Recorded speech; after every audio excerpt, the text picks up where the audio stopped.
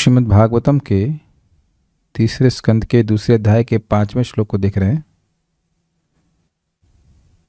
और कल हमने ये सुना था कि जब उद्धव जी विदुर जी के द्वारा पूछे गए भगवान की वार्ता के संबंध में, तो वह अपनी मूर्छा से बाहर आए और भगवान से विरह का अनुभव करके और अधिक प्रेम का अनुभव किए और अधिक आनंद का अनुभव किए और वह चुप हो गए। समुहूर्तम अभूतूष्णीम कृष्णांग्री सुधया वृषम तीव्रेण भक्ति योगेन निमग्नः साधु निर्वृतः। स मतलब वह उद्धव जी मुहूर्तिम तूष्णीम अभूत, एक मुहूर्त के लिए अर्थात 48 मिनट के लिए वह चुप हो गए। तूष्णीम अभूत, तूष्णीम मतलब चुप हो गए और उनकी बाकी इंद्रियों का व्यापार भी शांत हो गया, उनको बाहर का अनुसंधान नहीं रहा। क्यों? तो कहते हैं कृष्णांग्री सुधया भृशम, भगवान श्री कृष्ण के चरण कमलों से निकलने वाले अमृत को वह अत्यधिक उसमें निमग्न थे। तीव्रेण भक्ति योगेन निमग्न साधु निर्वृता, तीव्र भक्ति योग के द्वारा वह साधु अर्थात उत्तम रूप से निर्वृत अर्थात आनंद में निमग्न हो गए थे। नितराम मग्न, पूरी तरह मग्न हो गए थे। उस आनंद की अनुभूति के कारण उनको बाह्य अनुसंधान अर्थात बाह्य अवेयरनेस नहीं रह गई थी। ओके, अब आगे उनके, ये तो खैर बोल रहे हैं चुप हो गए। अब आगे उनके इस श्लोक में 5वें श्लोक में कह रहे हैं उनके जो शरीर में अन्य अष्ट सात्विक विकार आ रहे थे उनके लक्षणों को वह कह रहे हैं, कैसे उनका पूरा शरीर रोमांचित हो गया था और उसको देख करके किस प्रकार से विदुर जी समझ गए कि यह तो भगवत प्रेम की उच्चतम स्थिति को प्राप्त किए हैं। पुलकोद भिन्न सर्वांगो मुंचन मील दृशान शुचः, पुलकोद भिन्न सर्वांगो मुंचन मील दृशा शुचः, पूर्णार्थो लक्षितस्तेना स्नेह प्रसर संप्लुतः, पूर्णार्थो लक्षितस्तेन स्नेह प्रसर संप्लुतः, पुलकोद भिन्न सर्वांगो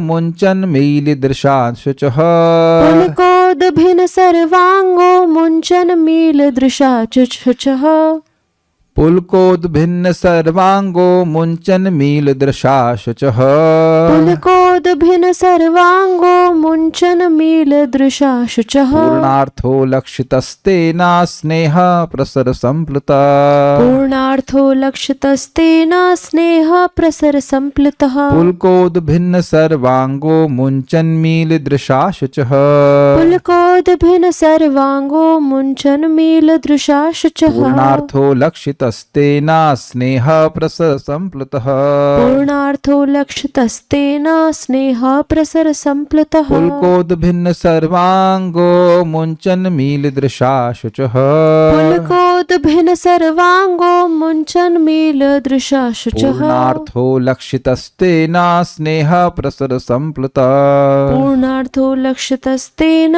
स्नेह प्रसर संप्लुतः, पुलकोद भिन्न सर्वांगो मुंचन मील दृशा शुचः, पुलकोद भिन्न सर्वांगो मुंचन मील दृशा शुचः, पूर्णार्थो लक्षितस्तेना स्नेह प्रसर संप्लुतः, पूर्णार्थो लक्षितस्तेन स्नेह प्रसर संप्लुतः। विदुर ने देखा कि उद्धव में संपूर्ण भावों के कारण समस्त दिव्य शारीरिक परिवर्तन उत्पन्न हो आए हैं और वे अपने आंखों से विछोह के आंसुओं को पोंछ डालने का प्रयास कर रहे हैं। इस तरह विदुर यह जान गए कि उद्धव ने भगवान के प्रति गहन प्रेम को पूर्ण रूपेण आत्मसात कर लिया है। देखिए, पहले तो समझ लें कि हो क्या रहा है।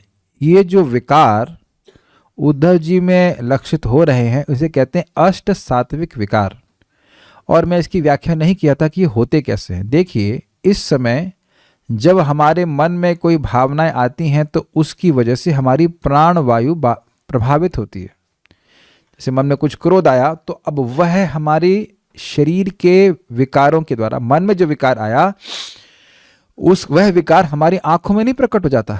गुस्सा आंखों में आ जाता है, चेहरे पे भाव आ जाते हैं कि नहीं आ जाते हैं? तो ये सब कैसे होता है? हमारे मन में जो भौतिक गुणों के प्रभाव के कारण विकार आए, ट्रांसफॉर्मेशंस आए, वह हमारी प्राण को प्रभावित करते हैं, और प्राण वायु हमारे इंद्रियों को, हमारे शरीर को प्रभावित करती है ना। मान लो भय हुआ तो व्यक्ति भयभीत हो जाता है, रोने लग जाता है। तो ये सब है प्रकृति के गुणों से उत्पन्न विकार। ये समझ में आया? इसी प्रकार जब जीवात्मा के हृदय में प्रेम जागृत होता है तो भगवान के स्मरण से या भगवान के श्रवण कीर्तन से, भगवान की भक्ति के संपर्क से, जिसके कहते हैं उद्दीपन, उद्दीपन मीन्स एक्साइटमेंट, उसके द्वारा भी उनके मन में कुछ शुद्ध सात्विक विकार आते हैं। इसे कहते हैं, वो 8 प्रकार के होते हैं, अष्ट सात्विक विकार। उसको प्रभुपाद जी अपने तात्पर्य में समझाएंगे। तो वह कैसे आते हैं? भगवान के प्रेम के कारण, प्रेम तो है सदा विद्यमान, उसको कुछ उद्दीपन प्राप्त हुआ तो मन विशेष रूप से प्रभावित हुआ, और वह मन प्राण वायु को प्रभावित करता है, और प्राण वायु फिर विभिन्न प्रकार के विकारों को प्रस्तुत करती है। तो मूल बात यह है कि भगवान का प्रेम होना चाहिए। अब उसके तटस्थ लक्षण प्रेम के विकारों के रूप में, अष्ट सात्विक विकारों के रूप में प्रकट हो रहे हैं। तो यहां पे उद्धव जी भगवान का स्मरण करें, क्योंकि भगवान के बारे में पूछा गया तो उनका विशेष रूप से स्मरण हुआ, भगवान का विरह होने लगा, और उस कारण से वो आनंद में निमग्न होने लगे। और आप देख रहे हैं उनकी मन की स्थिति के कारण, मन में जो अष्ट सात्विक विकारों का प्रभाव आ रहा है, उसकी वजह से उनके शरीर में विभिन्न प्रकार के विकार आ रहे हैं। ये विज्ञान समझ में आ रहा है। तो अगर किसी के मन में भगवान के प्रति प्रेम है ही नहीं, तो वह अष्ट सात्विक विकार का अनुकरण तो कर सकता है, दिखावा तो कर सकता है, लेकिन उसको वास्तविक रूप से आए नहीं।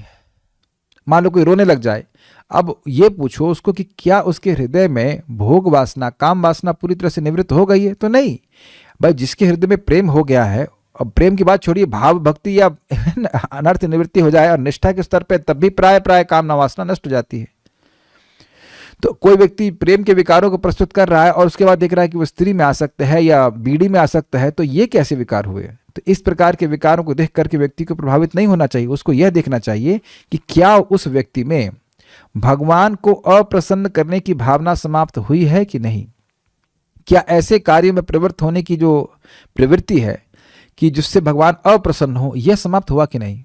अन्यथा हृदय तो अभी कठोर ही है गुणों के प्रभाव से। अगर वह भोगों में जाना चाहता है तो अभी हृदय कठोर ही है, उसमें गुणों का प्रभाव नष्ट नहीं हुआ है। भाव भक्ति के स्तर पर गुणों का प्रभाव पूरी तरह से नष्ट हो जाता है और हृदय पूरी तरह से पवित्र हो जाता है, हृदय पूरी तरह से सॉफ्ट हो जाता है। वो भगवान के प्रति भावनाओं से युक्त होता है, सच्ची भावनाओं से। इसीलिए श्रील प्रभुपाद जी अन्यत्र अपने तात्पर्य में कहते हैं कि ये जो सहजिया लोग हैं, जो मान लेते हैं कि हम भगवान श्री कृष्ण की पत्नी हैं या ये हैं या बेटे हैं, भाई जो कुछ मान लेते हैं, हृदय को शुद्ध किए बिना, तो ये जो आंसू बहाते हैं इस तरह के झूठे भावों को दिखाकर, इससे वेदांत के सारे निष्कर्ष धुल जाते हैं। जो ये सहजिया लोगों के आंसू हैं, इससे हर प्रकार के जो वेदांत का निष्कर्ष है वह धुल जाता है। अर्थात ये हर प्रकार के शास्त्रिक निष्कर्षों को मानते नहीं हैं। इसीलिए मुझे याद एक भक्त था, आप बहुत अच्छे से भक्ति कर रहा था, नियमों का पालन कर रहा था, तो वो बोलने लगा, प्रभु जी हम अब इस्कॉन में नहीं रहना चाहते, हम एक रसिक संप्रदाय में जाना चाहते हैं। वो ये नहीं समझ पा रहे हैं कि महंगा रोए एक बार और सस्ता रोए बार बार। बिना हृदय को शुद्ध किए, बिना इस महंगे दाम को, मूल्य को चुकाए, खूब जम के भजन करे, हृदय को पवित्र कर ले, तभी इस प्रकार के भावनाएं उत्पन्न होंगी सहज रूप से। मेरा लैपटॉप चार्ज नहीं हो रहा है, उसको चार्जिंग में रखिए। तो अगर कोई सोचे कि मैं हृदय को शुद्ध किए बिना इन विकारों को दिखाऊंगा, तो इससे केवल विकार ही होगा, समाज में डिस्टर्बेंस होगा, उससे वास्तविक लाभ न तो उस व्यक्ति को होगा न किसी और व्यक्ति को होगा। तो आप कभी भी किसी को रोता हुआ देखें तो तुरंत ही भगवान की भक्ति में बहुत बड़ा चढ़ा है, वह आप उसको नहीं ग्रहण कर सकते हैं। क्या शास्त्रीय कंक्लूजन है, क्या शास्त्रीय कंक्लूजन है। एक व्यक्ति के बारे में मालूम चला, वो ऑस्ट्रेलिया से किसी व्यक्ति को सुनते हैं, उनका नाम आचार्य आगे लगा रखे, तो मैंने भी पूछा, भगवद गीता की बातें उनसे सुनते हैं। बाद में मैंने उसको रिसर्च किया कि वो कौन है, तो बताइए पर्सनलिस्ट, वायवादी हैं। तो व्यक्ति देखे कि क्या शास्त्र की समझावट इस व्यक्ति की है, क्या वो भगवान को प्रसन्न करने का कार्य करना चाहता है, और अगर नहीं करना चाहता है, पता लगा थोड़ी देर रोए, उसके बाद गला सूख गया तो बीड़ी पी रहे हैं, तो ऐसे आंसुओं का कोई महत्व नहीं है। तो उद्धव जी तो महान भक्त हैं, पहले बोल दिया प्रशांत, वासुदेवानुचरम प्रशांतम। कोई भौतिक लालसा नहीं है, भगवान के सेवक हैं। भगवान किसी बीड़ी बाज को थोड़ा सेवक सेवक के रूप में रख लेंगे। ये बहुत, यहाँ से मैं बहुत ध्यान से पूर्वक बोल रहा हूँ, क्योंकि देखिए वस्तुओं को चीपली लेने की प्रवृत्ति होती ही है लोगों में। वो सोचते हैं वही वस्तु सस्ते में मिले तो क्या दिक्कत है, लेकिन वही कुछ चीज़ें तो मिल सकती है, लेकिन कृष्ण भावना सस्ते में नहीं मिल सकती। वैसे प्रोसेस कोई कठिन नहीं है, लेकिन जो सब भाव आएंगे वो अपने आप आएंगे। पहले हृदय को शुद्ध करने के बारे में हम ध्यान देंगे। भक्त लोग इधर नहीं सोचते कि हमारे आंसू आ रहे हैं कि नहीं आ रहे हैं, हमें पसीना आ रहा है कि नहीं आ रहा है। बड़ा अच्छा स्टेटमेंट निकल गया मुख से कि भाई आंसू आ रहा है भजन में, वो चिंता मत करिए। क्या भजन करके पसीना निकला है अभी? क्या इतना जब किए हैं, भक्ति की है कि भाई अब कुछ पसीना निकले? वैसे तो आज तक कभी निकला नहीं होगा जब करते करते। किसी का निकला है जब करते करते पसीना? जब की वजह से, गर्मी की वजह से नहीं। तो पहले तो परिश्रम करे ना, उसके बाद देखिए कि आंसू आ रहा है कि नहीं आ रहा है। सही बताऊं, मैं इसमें कभी इस बार सोचता ही नहीं कि आंसू आ रहा है कि नहीं आ रहा है। Sometimes it comes automatically, like Mangal Aarti में खड़े हैं या भगवान की प्रार्थना कर रहे हैं, लेकिन उसके लिए कोई व्यक्ति प्रार्थना नहीं करता निकले निकले।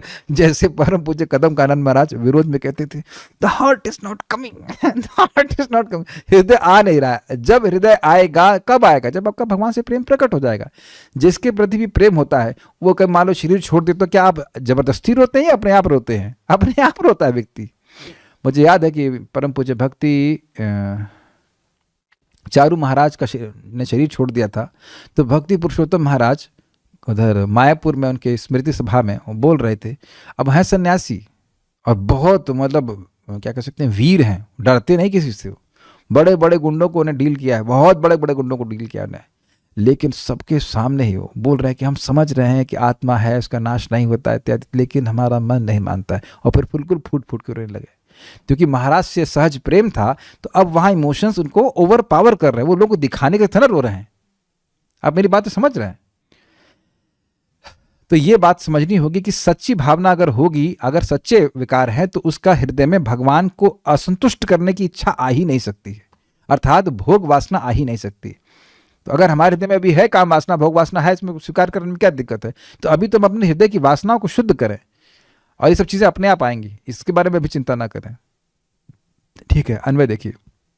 सर्व अंग पुलक उद्भिन्ना, उद्धव के संपूर्ण शरीर में पुलक उद्भिन्ना, दिव्य भाव के शारीरिक लक्षण प्रकट हो गए। पुलक समझ रहे हैं ना, ये जो रोम को हमारे रोम होते हैं, रोम रोम पुलकित हो जाना। उद्भिन्ना मतलब बिल्कुल अलग दिख रहे थे, एकदम एकदम जैसे कहते हैं ना, बिल्कुल जैसे कि वो पेड़ नहीं, अंकुर होते हैं ना, जैसे क्या नाम से जैसे उदाहरण दिया गया, जैसे वो चने का अंकुर देखते हैं आप, एकदम वैसे एकदम टाइट खड़ा हो जाता है, बिल्कुल वैसे ही इनके पूरे शरीर में पुलक हो गए थे, एकदम वर्टिकल से कहना हो जाए।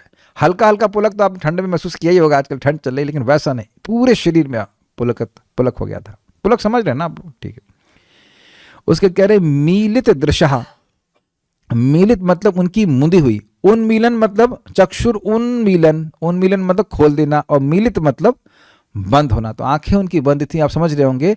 और शुचः अश्रु, आंखों से शोकाश्रु बह रहे थे। अब देखिए ये अद्भुत बात है, पिछले श्लोक में बोला क्या कि निर्वृतः निमग्न, आनंद में निमग्न थे, और यहां कह रहे कि शोकाश्रु। देखिए शोक किस बात का था? ओ मैं कृष्ण से दूर हूं, ओ मैं कृष्ण का से दूर हूं, कृष्ण मेरे से दूर चले गए। लेकिन ध्यान देना होगा, हम कल भी सुन चुके हैं कि भगवान से विरह के अनुभव में यद्यपि बाह्य रूप से भक्त दुखी लगता है, लेकिन वह आनंद में निमग्न होता है, क्योंकि भगवान की स्मृति भगवान से अभिन्न है, और भगवान सच्चिदानंद घन है। मैं समझाया था ना गन्ने वाले एग्जाम्पल लेकर के कि दुख भी हो रहा है और आनंद भी हो रहा है, इसलिए आपको बैलेंस करके चलना पड़ेगा। तो आंख उनके बंद हैं और शोकाकुल भी हैं कि कृष्ण से विरह का अनुभव कर रहे हैं, लेकिन आनंद में भी वह संप्लावित हैं, डूबे हुए हैं। सब लोग समझ पा रहे हैं इस बात को? इसका अनुभव ऐसे होता है, देखिए जब व्यक्ति दुखी होता है तो उसकी आंख के आंसू गर्म होते हैं, और जब वह खुशी में रोता है तो उसकी आंख के आंसू ठंडे होते हैं। ये सिम्टम होता है। तो ये खुशी में ही रो रहे हैं, या ऐसे कह लीजिए शोक में रो रहे हैं लेकिन खुश हैं। Is it okay? बैलेंस कर गए? इस फिर कह रहे हैं स्नेह प्रसर, स्नेह के प्रसरण से, प्रसार समझते हैं, प्रचार प्रसार मतलब फैलना, तो स्नेह इनका प्रसरित हो रहा था, स्नेह का विस्तार हो रहा था। उस कारण से संप्लुतः पूर्ण रूप से आत्मसात कर चुके उद्धव को, यानी कि यह प्रेम उनके हृदय में भर गया था। देखिए बड़ी गंभीर बातें हैं। भाव भक्ति आप जानते हैं जीवन का साध्य है। भाव भक्ति के बाद प्रेम, उसके बाद और स्टेजेस आती हैं, 8 स्टेजेस हैं, स्नेह, मान, प्रणय इत्यादि इत्यादि। तो यहाँ पे स्नेह कह रहा है, प्रेम तो है ही जीवन का लक्ष्य, लेकिन प्रेम के आगे भी स्थिति ऐसे स्नेह कहते हैं। तो स्नेह प्रसार समझ रहे हैं, स्नेह मतलब प्रेम तो पहले से था, अब स्नेह का प्रसार हो रहा था, स्नेह का, प्रेम के नेक्स्ट लेवल का प्रसार हो रहा था। कुछ समझ पा रहे हैं आप? स्नेह तो समान रूप से स्नेह समझते हैं, लेकिन यहां स्नेह का अर्थ है प्रेम के आगे की स्थिति, समझ रहे? नेक्स्ट लेवल प्रेम कह लीजिए, अगर यहां आज की भाषा इस्तेमाल करें, नेक्स्ट लेवल प्रेम, अगला स्तर है प्रेम का। हाँ, हम लोग तो अभी समझ नहीं सकते इस बात को।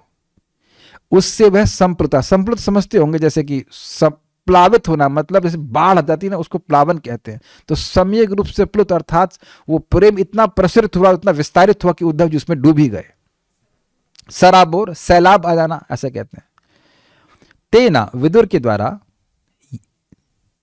पूर्णार्थ लक्ष्यता, उन्हें कृतार्थ देखा गया, मतलब पूर्ण अर्थ, उनके सारे अर्थ पूर्ण हो गए। जिस व्यक्ति को भगवत प्रेम प्राप्त हो गया, प्रेमा पुमार्थो महान, मनुष्यों का परम अर्थ है प्रेम, तो वह तो प्रेम की आगे की स्थिति अर्थात स्नेह को दिखा रहे थे, उसके लक्षणों को दिखा रहे थे। तो कह रहे हैं कि विदुर जी के द्वारा पूर्णार्थ लक्ष्यता देखा गया कि उद्धव जी के सारे अर्थ पूर्ण हो गए। एक और अर्थ है, तेना का अर्थ ये भी ले सकते हैं कि जो विकार या जो शरीर के विकार वह प्रस्तुत कर रहे थे, उनके द्वारा उद्धव जी को पूर्णार्थ लक्षित किया गया। दोनों ही अर्थ है भाई। जो विकार उद्धव जी में प्रस्तुत हो रहे थे, उसको किसने देखा?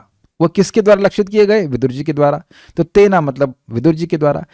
और कैसे देखे गए? उन लक्षणों के द्वारा देखा गया, इसलिए तेना मतलब वो लक्षण। तो इस प्रकार से पुलकोद भिन्न सर्वांगो, उनके सभी अंग में पुलक हो गए थे।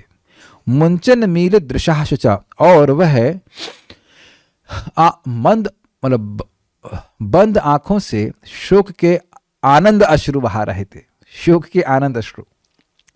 पूर्णार्थ हो लक्षितस्तेना, उनको पूर्ण अर्थ हो, वह पूर्ण अर्थ हो गए हैं, उन्हें भगवत प्रेम पूर्णता प्राप्त हो गया है।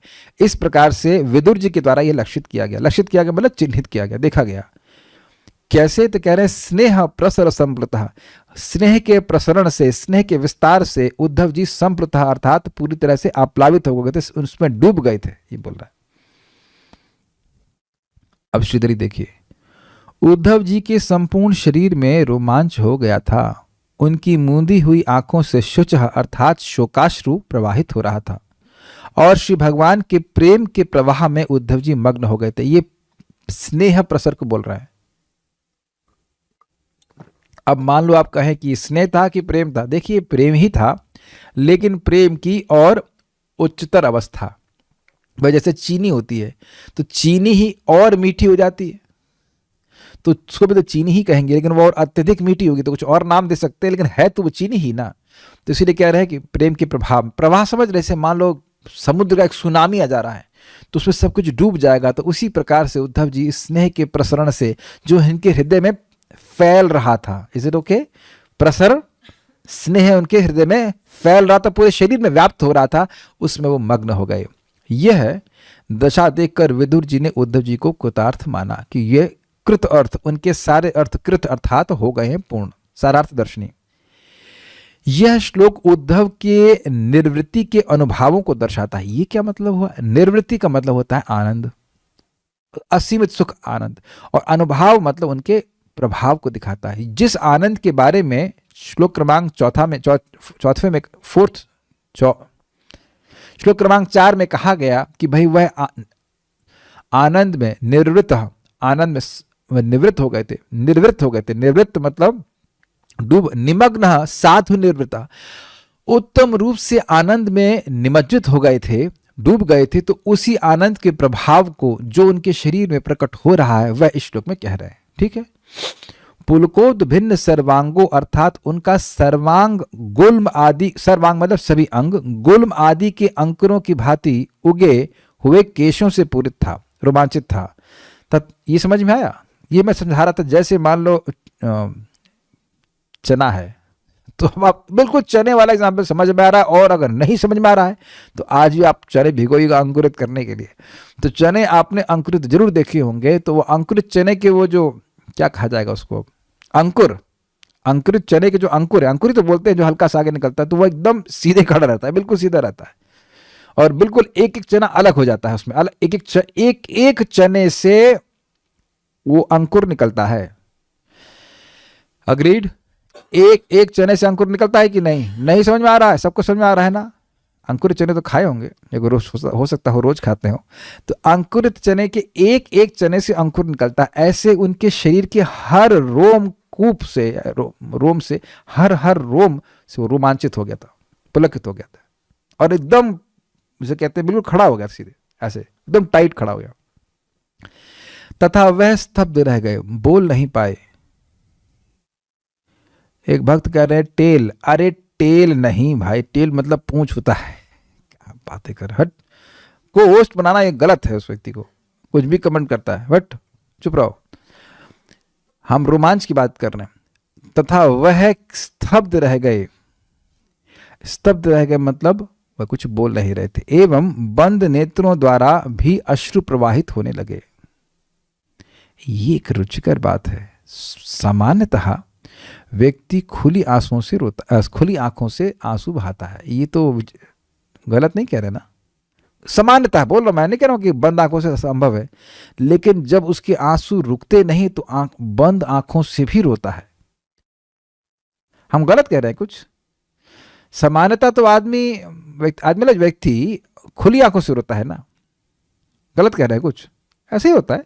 लेकिन जब बहुत ज्यादा भावना होती तो आंख बंद करता है, तब भी रोता रहता है। जनरली आप देखेंगे कि अगर आंसू आता है तो हम आंख बंद करके आंसू को रोकने का प्रयास करते हैं। कुछ आंसू जो है ढरक जाते हैं, लेकिन उससे कुछ थम जाते हैं। ये हम गलत तो नहीं कर रहे, सामान्यतः ऐसा होता है। लेकिन यहाँ आंसू आंख बंद करने के बाद भी निरंतर प्रसरित हो रहे थे, वो रुक नहीं रहे थे, वो उनके कंट्रोल में नहीं था। और एक बहुत ही गंभीर व्यक्ति यानी विदुर जी सामने हैं, फिर भी उनके आंखों, उनका अनुसंधान ही नहीं था बाहर कौन है, फिर भी उनके आंसू बह जा रहे हैं। तेना अर्थात विदुर जी के होना चाहिए, के द्वारा, बहुत सारी मिस्टेक हो गई इसमें। तेना अर्थात विदुर जी के द्वारा उद्धव का कृतार्थत्व लक्षित हुआ, क्योंकि उन्होंने प्रेम प्राप्त कर लिया था, जिसका संकेत अनुभवों द्वारा प्राप्त हो रहा था। समझ में कि उद्धव जी को कृतार्थ हो गए हैं, अब वह पूर्णता को प्राप्त कर ली हैं, यह विदुर जी के द्वारा लक्षित किया गया, क्योंकि प्रेम के अनुभव उनके शरीर में प्रकट हो रहे थे। ऐसा ही श्रीमन चैतन्य महाप्रभु जब पहली बार जगन्नाथ जी को देखते तो उद्दीप्त अष्ट सात्विक विकार उनके शरीर में प्रकट हो जाते हैं। तो वो जाते ही जगन्नाथ जी को आलिंगन करने के लिए दौड़ते हैं, लेकिन पहले बेहोश हो जाते हैं। तो वहाँ के पंडे उनको सोचते हैं कि ये तो डिस्टर्ब करने, उनको मारने के लिए, डंडे से मारने के लिए उद्यत होते हैं। इतने में ही सार्वभौम भट्टाचार्य वहाँ होते हैं, और वह बहुत पंडित होते हैं। वो समझ गए कि नहीं, ये तो कोई भावुक व्यक्ति नहीं है, ये तो महान भक्त है, इसके शरीर में अष्ट सात्विक विकार परिलक्षित हो रहे हैं। वह उनके नाक के दोनों भाग पास में वह एक क्या कहते हैं उसको, रुई के फाहे रखते हैं, तो देखते हैं हल्की हल्की सांस चल रही है। तो वह उनको कहते नहीं, कोई इनको नहीं मारेगा, आप वह अपने घर में उनको उठा करके लेके जाते हैं। तो जो विज्ञ व्यक्ति हैं वह इन विकारों को समझते हैं। ठीक है, उस प्रेम के कारण वह भगवान के लिए अपने स्नेह अर्थात चित्त के द्रवित होने में पूर्णतः संप्लुतः अर्थात निमग्न थे। स्नेह के कारण उनका चित्त पूर्णतः द्रवित हो रहा था, और इस कारण से वह निमग्न थे। प्रथम वह प्रेम में निमग्न थे, तत्पश्चात वह शुद्ध प्रेम के अग्रिम सोपान स्नेह में निमग्न हो गए। ये बातें समझ में आई? स्नेह का, प्रेम का अगला स्तर है, नेक्स्ट स्तर है स्नेह। तो वह पहले प्रेम में, पिछले श्लोक के अनुसार प्रेम में निमग्न थे, और अब वह स्नेह में निमग्न हो गए, और उनका स्नेह बढ़ गया, और उनका प्रेम बढ़ गया, प्रेम बढ़ गया और स्नेह में परिवर्तित हो गया। सुबोधनी, इस प्रकार उद्धव जी के सर्व व्यापार राहित्य का निरूपण करके अब उनके भक्ति के द्वारा उत्पन्न चिन्हों को कह रहे हैं, हो नहीं होना चाहिए, को कह रहे हैं, अन्यथा उनका सर्व व्यापार राहित्य व्यर्थ होगा। केवल यह कहना पिछले श्लोक के अनुसार कि वो चुप हो गए, तो चुप तो बहुत सारे योगी लोग भी होते हैं, उससे क्या? चुप तो बहुत सारे लोग, बहुत से योगी भी होते हैं, किसी से बात नहीं करते। पिछले श्लोक में था ना कि वह चुप हो गए एकदम। तूष्णीम अभूत मुहूर्तम अभूत तूष्णीम, वह एक मुहूर्त के लिए चुप हो गए। अरे चुप तो हम लोग सोते समय भी रहते हैं है कि नहीं? प्राय सभी इंद्रियों का व्यापार का राहित्य तो हो जाता है ना गहरी नींद में। तो हो सकता सो गए हो 48 मिनट के लिए। कोई मान लो ऐसे कोई सोचे कि भाई उनके इन सारे इंद्रियों का व्यापार का राहित्य, सारे इंद्रियों का जो काम करना है वह तो अब समान आदमी सोता है, एक महाभोगी व्यक्ति भी सोता है, तो वह भी उसमें हो ही जाता है, इसमें कौन सी बड़ी बात है? तो कहते हैं ना, इस श्लोक में कह रहे हैं कि उनके शरीर में जो प्रेम के कारण विभिन्न प्रकार के विकार उत्पन्न हो रहे थे, यह विशेष बात है उनकी। पुलकोद भिन्न सर्वांगो, अर्थात उनके सभी अंगों में रोमांच हो रहा था, किसी एक अंग विशेष में नहीं, सभी अंगों में। इसके द्वारा यह कहा गया कि वे आनंद की पूर्णता के मध्य थे, मतलब पूर्ण रूप से आनंद में थे, अंग अंग पुलकित हो रहा था। ऐसा ही हम नारद जी को भी बारे में सुने, जब उन्हें भगवान का दर्शन होता है तो इतना उनको आनंद होता है कि अपने को भी भूल जाते हैं कि वो है कौन। ये सब बातें देखिए हमको सुनना होगा, क्योंकि अभी तो हम लोग भक्ति एकदम निम्न लेवल पे हैं। मतलब बहुत अच्छी बात है कि हम लोग शुरू तो कर रहे हैं कम से कम, लेकिन है बहुत कम अनुभूति। देखिए जो भक्त लोग भक्ति करते करते भी भोग में चले जाते हैं, तो कारण क्या है पता है? क्योंकि अभी भक्ति के वैसे सुख का अनुभव नहीं कर रहे हैं जैसा कि शास्त्र में वर्णन है। तो घबराए नहीं, भक्ति करते जाए करते जाए करते जाए, तो एक दिन जब भक्ति का सुख मिलने लग जाएगा, निष्ठा के स्तर पे भी व्यक्ति अब भोगों में नहीं जाएगा। वस्तुतः वह भोग में सुख मिलता नहीं, लेकिन अनादिकाल से ऐसा अभ्यास है कि व्यक्ति सोचता है कि वह भोग में सुख मिल जाएगा। वही आहार निद्रा भय मैथुन, तो ये अनर्थ निवृत्ति में संघर्ष जरूर चलेगा, लेकिन अगर भजन करता रहा और उसके हृदय शुद्ध हो गया, शुद्ध हो ही जाता है, तो निष्ठा के स्तर पर वह प्राय अब प्रभावित नहीं होता। लेकिन निष्ठा का स्तर तभी आता है जब वह नियमित रूप से अभ्यास करता है, अन्यथा नहीं आ सकता। और नियमित रूप से अभ्यास केवल और केवल भक्तों की संगत में ही होता है, अकेले तो बहुत ही मुश्किल होता है करना। ठीक है, तो यह कह रहे हैं कि सभी अंगों में रोमांच हो रहा था, अर्थात उनके उनके पूरा शरीर ही आनंद में डूब गया था। न सिर्फ उनका शरीर ही आनंद में डूब गया था, बल्कि वो आनंद बाहर भी आ रहा था। कह रहे हैं वह आनंद बाहर भी आ रहा था, इसको कहने के लिए कहते हैं मुंचन मीलित दृशा अशुचः। अब देखिए शब्द को, अब देखिए मुंचन मीलित दृशा, और वहां लिखा है शुचा, तो आ कहां से आया? आप दृशा को शुचा से मिला दीजिए, तो दृशा प्लस अशुचा कहेंगे तो वह भी ठीक है संधि के अनुसार। आप जानते हैं, थोड़ा संस्कृत पढ़े हो, अगर थोड़ा बहुत जानते हो, तो दृशा शुचः अगर कहेंगे तो दृशा प्लस अशुचा इज इक्वल टू दृशा शुचः, और दृशा प्लस शुचः इज ऑल्सो इक्वल टू दृशा शुचः। ये गई ऊपर से बात है, समझ में आई बात? आ छोटा आ हो और नहीं हो, उसे कोई फर्क नहीं पड़ता, वो बड़ा जब जोड़ेंगे तो बड़ा बन जाता है। अब संस्कृत थोड़ी बहुत समझा रहा हूं यहाँ पे, बहुत बार आप ये देख चुके हैं, कई बार अलग अलग तरह से तोड़ा जाता है। तो कह रहे हैं मुंचन मीलित दृशा अशुचः, थोड़ा अलग प्रकार से तोड़ रहे हैं। तो अशुचा का मतलब आनंद अश्रु, शुच मतलब शोच यानी शोक करना, और अशुचा मतलब शोक नहीं करना। तो पिछले श्लोक में बोला गया कि वे आनंद में, तो इसलिए कह रहे हैं आनंद में थे, इसलिए कह रहे हैं शोक नहीं था, वह तो भगवान के साक्षात अनुभूति को अनुभव कर रहे हैं, इसलिए शोक किस बात का? इसलिए कह रहे हैं मुंचन मीलित दृशा अशुचः, वे आनंद के अश्रु बहा रहे थे। मीलित से अंतर्भोग का निरूपण हुआ है। क्या मतलब हुआ? आंखें बंद थीं और अंदर ही अंदर वह भगवान की साक्षात अनुभूति के आनंद का अनुभव कर रहे थे। ऐसा ही आप आगे जाकर माता देवहूति के बारे में देखेंगे कि माता देवहूति को लेकर उनके पिता स्वयंभुव मनु गए थे शादी के लिए कर्दम मुनि के पास। तो कर्दम मुनि बात कर रहे हैं स्वयं मनु से। फिर अकस्मात वे भगवान का स्मरण करने लगे तो उस अंतर्जनित आनंद के द्वारा उनके मुख पर एक विशेष रूप से एक मुस्कान प्रकट होती है।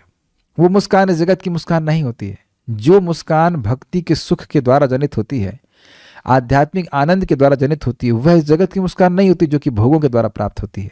उस मुस्कान को देख करके माता देवहूति पूरी तरह से उन पे पहले से आकर्षित थी, लेकिन अब पूर्णतः आकर्षित हो गई कि ये तो कोई दिव्य व्यक्ति है। मैं समझा पा रहा हूँ? Is it okay? तो यहाँ पे मीलित दृशा का मीलित का मतलब है कि उनकी आंखें बंद हो गई और वह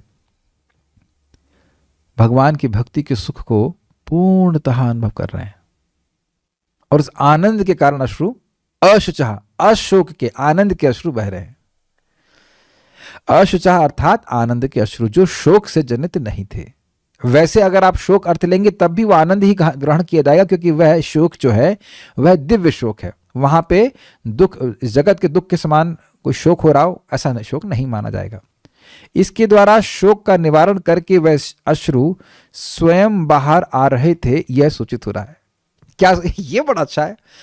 अरे उद्धव जी दुखी नहीं है, यह तो खुशी की आंसू है। मतलब उनके शोक का निवारण व अश्रु, वह उनके शोक को आंसू धुल करके बाहर आ रहे थे। अगर ऐसा समझें आप तो निवारण मतलब उसको नष्ट कर देना, समाप्त कर देना। तो उनके आंसू उनके शोक का निवारण करके बाहर आ रहे थे, अर्थात बहुत आनंद में थे। एक काव्यात्मक भाषा है श्रीपाद वल्लभाचार्य की।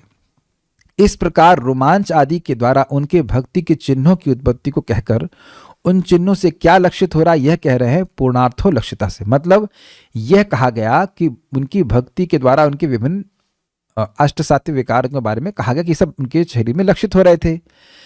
अब उन चिन्हों से क्या लक्षित हो रहा था, भक्ति से क्या चिन्ह लक्षित हो रहे थे वह बताया। अब उन चिन्हों से क्या सूचित हो रहा है यह बता रहे हैं। उससे यह बता रहे हैं कि पूर्णार्थो लक्षिता, वह पूर्ण अर्थ है, कृतार्थ हो गए हैं, उन्हें भगवत प्रेम प्राप्त हो गया, यह लक्षित हो रहा था, यह सूचित हो रहा था। अर्थ हो अर्थात भगवान के आनंद से जो पूर्ण थे ऐसे उद्धव जी। मतलब अर्थ का मतलब होता है प्रयोजन। जीवन का परम प्रयोजन, परम अर्थ है कि जीव को भगवान का प्रेम प्राप्त हो जाए। वस्तुतः जीव को आनंद मिल जाए, ये उसका अर्थ है। और परम आनंद मिलता है भगवान के प्रेम के द्वारा।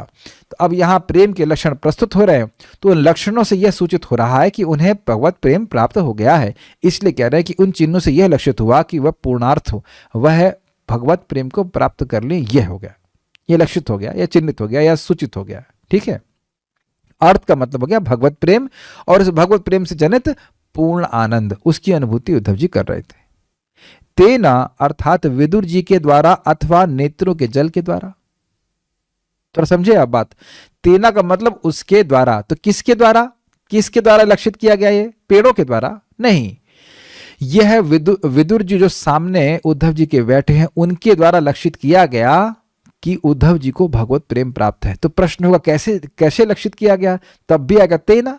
तेना अर्थात उनके आंखों से जो जल निकल रहा था, प्रेम आश्रु निकल रहे थे, उसके द्वारा लक्षित किया गया कि उन्हें प्रेम प्राप्त हो गया है। तो तेना शब्द दोनों के लिए हो सकता है, उनकी आंखों से निकलने वाले जल के लिए अथवा विदुर जी के द्वारा।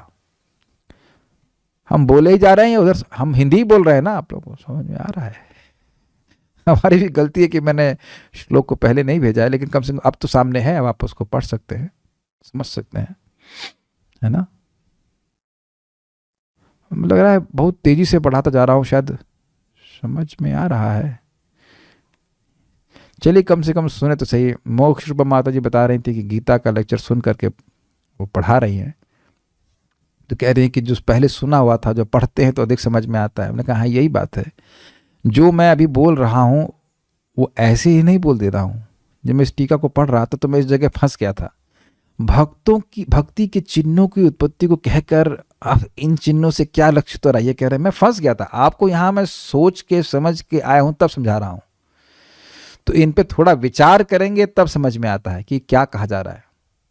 व्याख्या तो बहुत सिंपल है, लेकिन व्याख्या को समझने के लिए थोड़ा सा समय निकाल करके विचार करना पड़ेगा कि है क्या। तो भाई फायदा क्या, क्यों टाइम खराब करें समझने में, क्यों टाइम खराब करें। ये मन में आ सकता है तो हम रोज बोलते नहीं हैं। भगवत क्या श्लोक हम लोग रोज बोलते हैं, शृण्वतः श्रद्धया नित्यं गृणतश्च स्वचेष्टितं कालिना नाति दीर्घेण भगवान विशुते हृदय। जो श्रीमद् भागवतम को नित्य रूप से श्रवण करता है और स्वयं से चेष्टा करता है समझने की, तो उसके हृदय में बहुत शीघ्र भगवान आ जाते हैं। तब और भी कोई आपको लाभ चाहिए? यही सब लाभ आ जाएंगे जो उद्धव जी के जीवन में आप देख रहे हैं।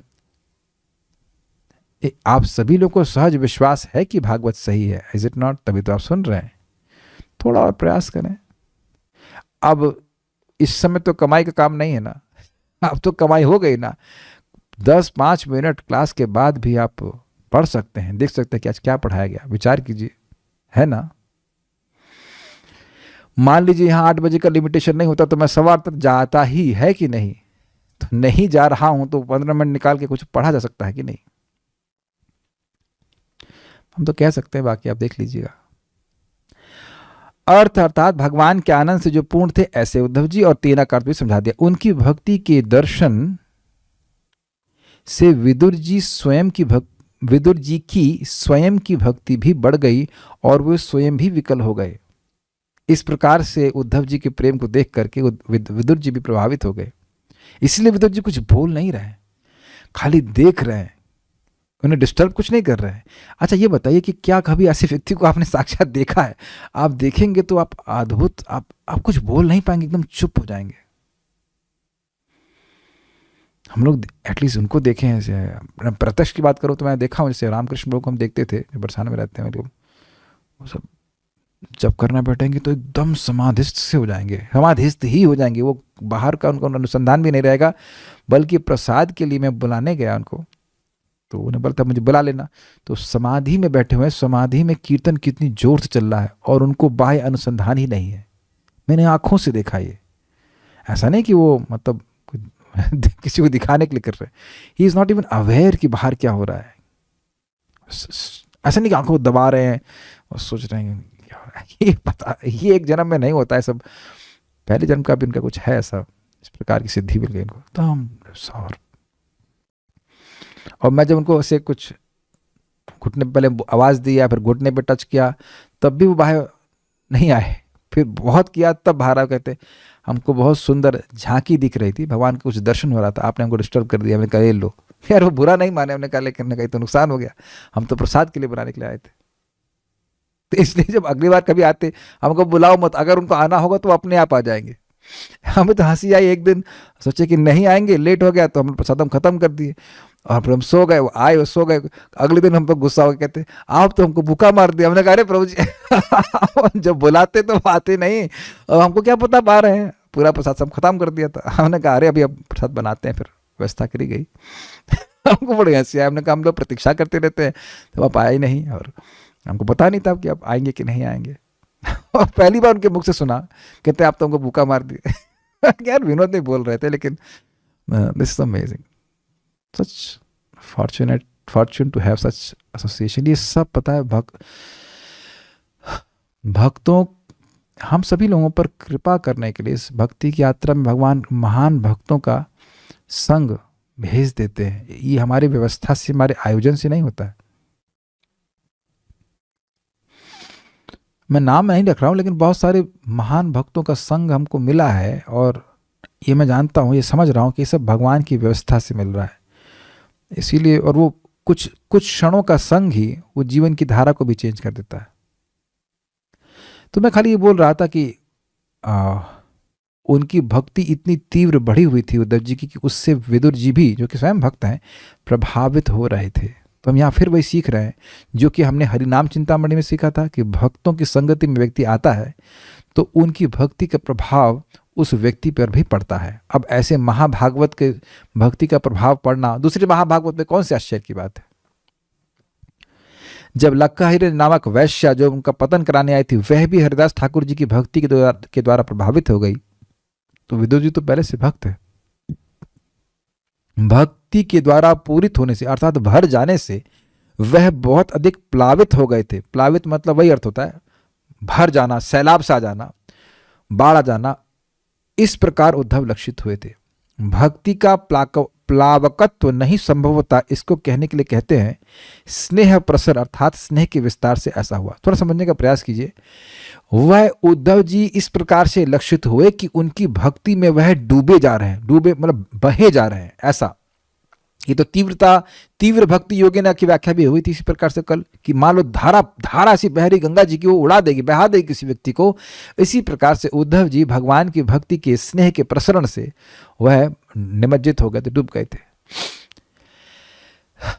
तो इस प्रकार से, हाँ, तो अब कह रहे हैं कि भक्ति का ऐसा प्लावकत्व, अर्थात भक्ति इस प्रकार से साधक को डुबो दे, ये संभव ही नहीं होगा अगर कोई साधक स्नेह या प्रेम के स्तर पर नहीं होगा। तो इसलिए कह रहे हैं स्नेह प्रसर, क्योंकि स्नेह का प्रसरण हो रहा था, इसी कारण से भक्ति का ऐसा प्लावित करने का, सैलाब लाने वाला प्रभाव उद्धव जी के रूप में, उद्धव जी के चित्त में देखा जा रहा था, शरीर में देखा जा रहा था। इसीलिए कह रहे हैं स्नेह प्रसर के कारण ऐसा रहा, स्नेह के प्रसरण के कारण, स्नेह के विस्तार के कारण ऐसा हो रहा था। ऐसी भक्ति शास्त्र के द्वारा ही प्रकट होती है, तभी ऐसा कार्य कर पाती। समझ में आया? बिना शास्त्र की बात को माने, बिना भजन किए कोई सोचे कि हमें स्नेह का ऐसा स्नेह मिल जाएगा, प्रेम मिल जाएगा, तो भूल जाओ, ऐसा नहीं होगा। इसके द्वारा विसर्जन क्रिया को निरूपित किया गया। मतलब जैसे विसर्जन मतलब छोड़ना बाह्य रूप से, तो आंख के अश्रु बाहर आ रहे थे, उस क्रिया को निरूपित किया गया।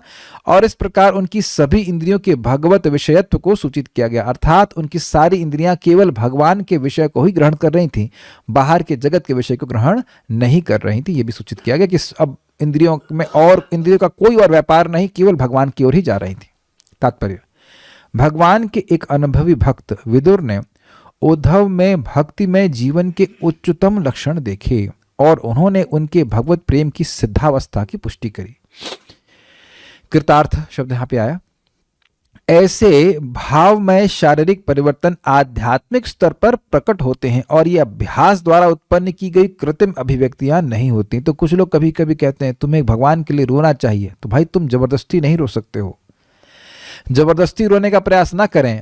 सिंपल बात, एक बात समझने में बहुत बुद्धि नहीं चाहिए, हृदय को शुद्ध करना है।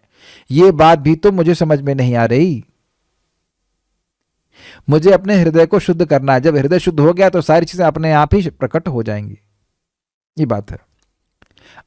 रोने का अभ्यास नहीं कर रहा है, हम अपने हृदय को शुद्ध करने का अभ्यास कर रहे हैं। हम रोने का अभ्यास नहीं कर रहे हैं, हम लोग अपने हृदय को शुद्ध करने का अभ्यास कर रहे हैं। जैसे प्रेशर में सीटी लगाने का अभ्यास नहीं होता है, प्रेशर में पानी डालकर हीट दी जाती है, तब किया जाता है। अग्रीड? क्यों माताओं? आप लोग मानते हैं ना मेरी बात? आप लोग ये नहीं सोचते कि सीटी क्यों नहीं आ रही, आप ये देखते हैं कि हीट है कि नहीं और गैस कहीं लीक तो नहीं हो रही है।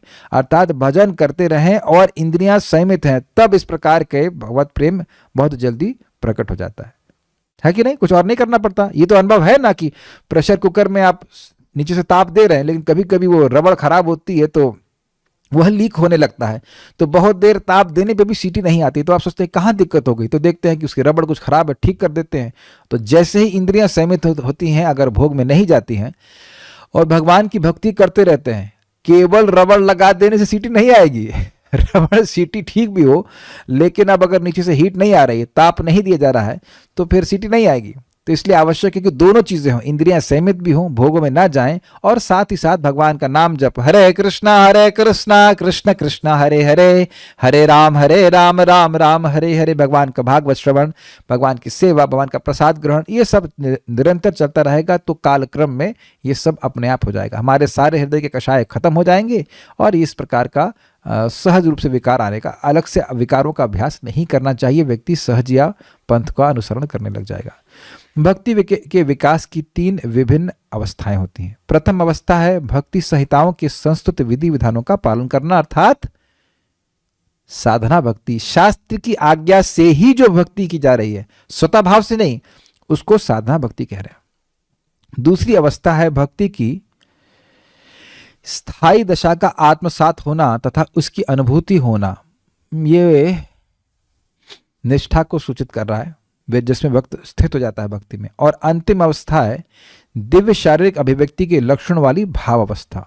समझ आ रहा है? साधना भक्ति कर रहा है, अभ्यास कर रहा है, फिर निष्ठा रुचि की बात आ रही है, ऐसे समझ में आ रहा है कि उसमें फिक्स हो गया व्यक्ति, नित्य भक्ति करता है, हृदय शुद्ध हो गया। और अंतिम अवस्था है भाव अवस्था। तो आप कहेंगे भाव के बाद भी तो अलग अवस्था है, तो उसको अंतिम अवस्था क्यों कह रहे हैं? देखिए, भाव अवस्था तक व्यक्ति को प्रयास करना होता है, निष्ठा के स्तर पे भी प्रयास करना होता है, लेकिन अब उस प्रयास में बहुत अच्छा लगता है तो इसलिए अब प्रयास करने में कठिनाई नहीं है। अनर्थ निवृत्ति में क्योंकि अनर्थ होते हैं, जो भक्ति के विरुद्ध चीजें होती है, काम क्रोध आदि, वह भी हृदय में रहता है, इसलिए थोड़े प्रयास में कठिनाई या कष्ट का अनुभव करता है। लेकिन जिसमें अच्छा लगता है उसमें तो उसमें प्रयास लगे भी तो भी व्यक्ति को कठिनाई नहीं होगी। लेकिन भाव भक्ति के स्तर पर व्यक्ति को अपने से प्रयास नहीं करना होता है। जैसे हमारी सांस चलती ही रहती है ना अपने आप, सोते जागते अपने आप। कितनी बार सांस ली है आप लोग? ये आप लोग सोचें, अच्छा क्या 8 बजे तो सांस लेनी पड़ेगी? कभी सोचें ऐसा?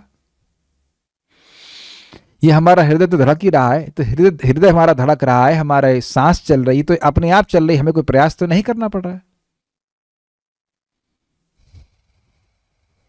तो भाव भक्ति के स्तर पर आकर व्यक्ति को कुछ प्रयास नहीं करना पड़ता है, इसलिए उसको अंतिम दशा कह रहे हैं।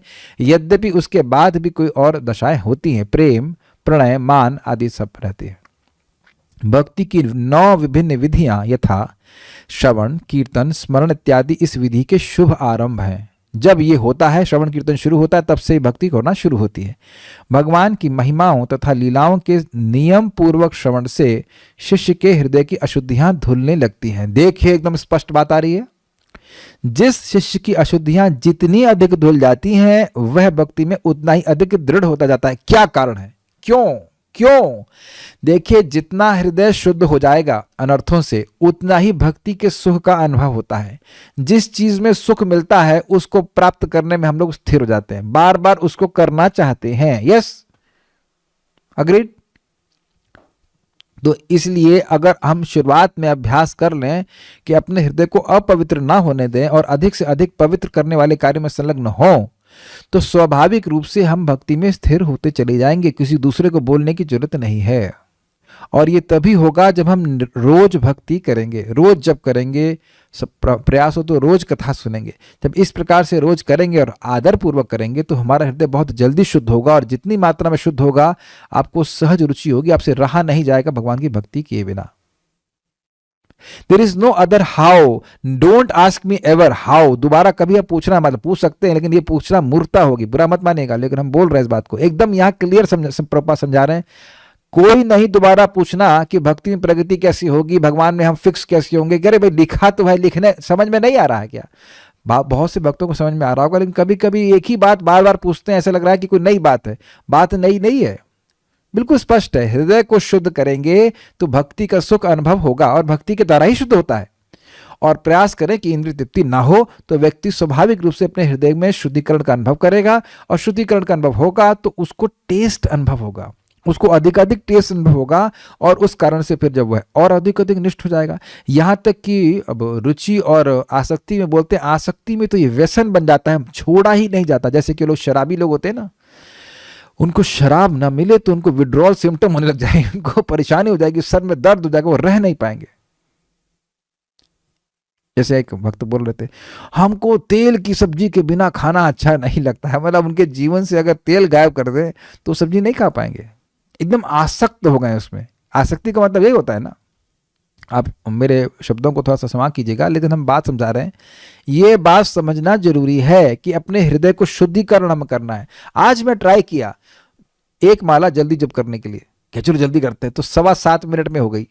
ऐसे 8 मिनट में होती है। हमने कहा 45 सेकंड बचाने में तुम्हारे जीवन की सफलता है। 45 सेकंड तुमने बचा लिया, और बाकी जगह खराब करोगे कि नहीं करोगे? सारा समय तुमको नाम में ही बचाना है, जबकि नाम तुमको मृत्यु से ही बचा रहा है।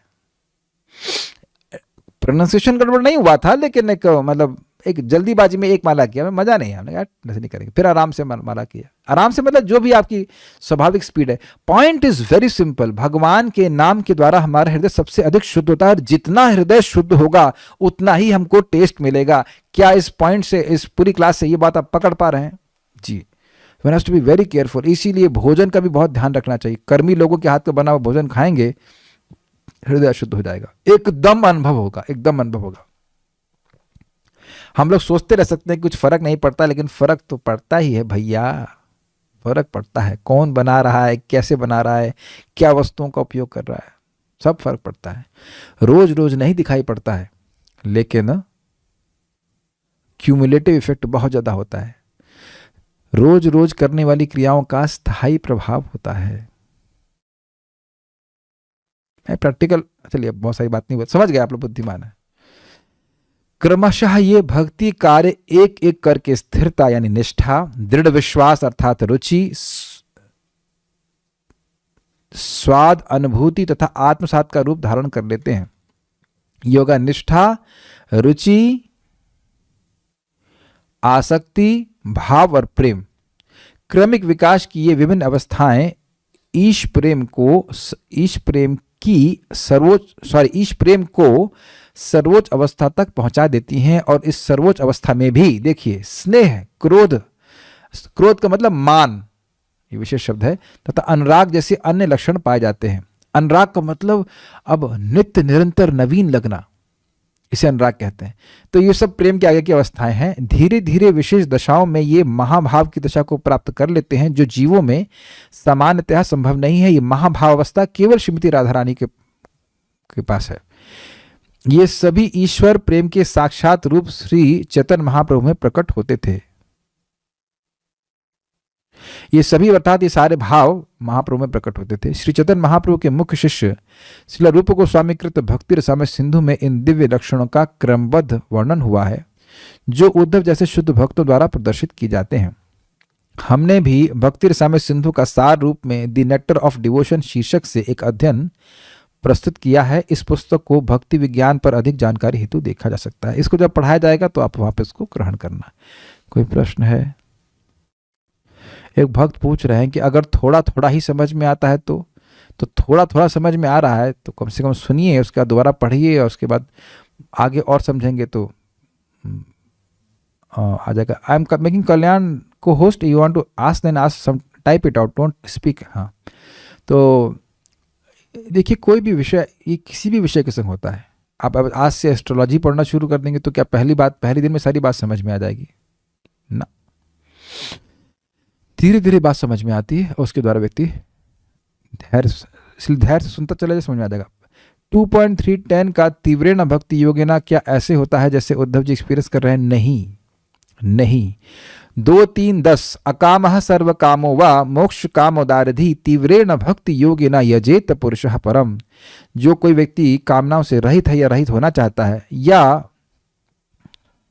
सारी कामनाओं से युक्त है, या मोक्ष कामना से युक्त है, वह व्यक्ति बहुत बुद्धिमान कहा जाएगा अगर वह तीव्र भक्ति के द्वारा भगवान का यजन करता है। तो वहां पे तीव्र भक्ति का मतलब था अनमिक्स्ड भक्ति योगा, अर्थात जिसमें कर्म और ज्ञान का मिश्रण ना हो, केवल भक्ति को साधन के रूप में स्वीकार किया जाए अपनी किसी भी प्रकार की इच्छा को पूर्ण करने के लिए। लेकिन देखिए यहाँ पे जो भक्ति की तीव्रता की बात बोल रही थी वो प्रवाह की दृष्टि से था।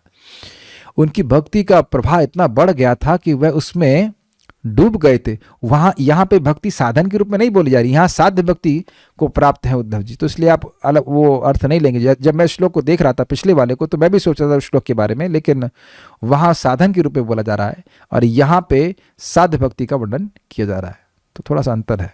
So will stop here. Shrimad Bhagavatam की जय, श्रील प्रभुपाद की जय, निताई गौर प्रेमानंदे।